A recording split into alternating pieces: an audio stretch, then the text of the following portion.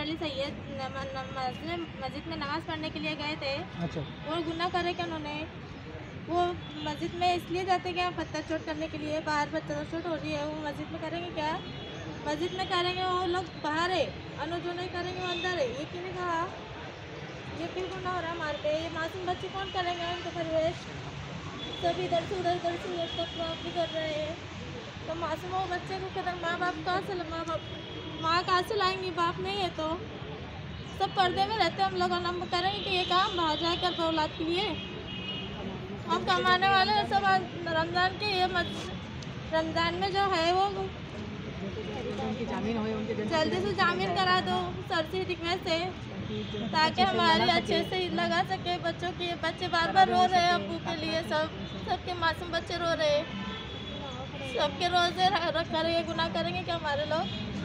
हमारे मुस्लिम भाई बहन इतनी कुप्पार नहीं है, ये लोग उन्हें करे होंगे और हमारे वो लोगों के गलत बात। आज आम्ही सर्व शिरसोलीवासी व जळगावचे काही सामाजिक कार्यकर्ते या ठिकाणी माननीय पोलीस अधीक्षक रेड्डी साहेबांची भेट घ्यायला आलो आणि त्यांना शिरसोलीच्या घटनेबाबत एक निवेदन दिलेलं आहे की शिरसोलीची घटना जी शिवजयंती मिरवणुकीवर दगडफेकीचे वृत्तांत सर्व वर्तमानपत्रात प्रसिद्ध होत आहे, FIR झालेली आहे। त्या हिशोबाने आम्ही या ठिकाणी येऊन माननीय पोलीस अधीक्षकांची भेट घेतली आणि त्यांना 5-6 मुद्द्यांवर चौकशी करण्याची विनंती केली। त्यात सर्वप्रथम असं की या ठिकाणी ज्या ठिकाणी हा वाद होतो त्या ठिकाणी कायमस्वरूपी असा कोणताही तुम्ही मार्ग काढा की कायदा व सुव्यवस्थेचा प्रश्न त्या ठिकाणी निर्माण होणार नाही। दुसरी जी मिरवणूक होती ती निवडणूक आयोगाच्या आचारसंहितेच्या नियमा व अटी व शर्तीनुसार होती का? नसेल तर मग त्यांच्यावर कारवाई होणे आवश्यक आहे।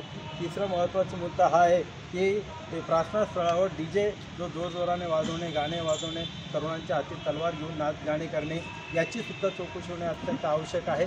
या ठिकाणी दोन्ही याचा उल्लंघन झालेलं आहे का त्याची सुद्धा चौकशी होणे।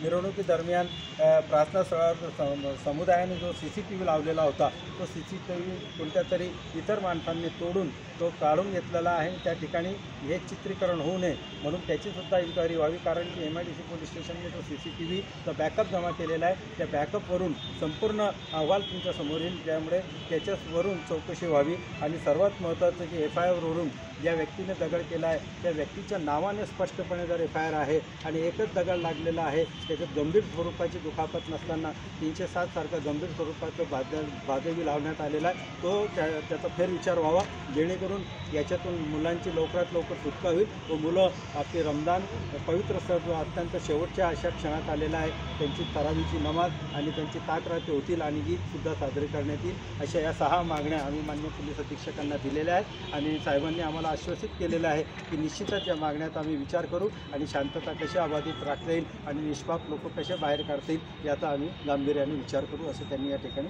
आम्हाला शब्द दिले।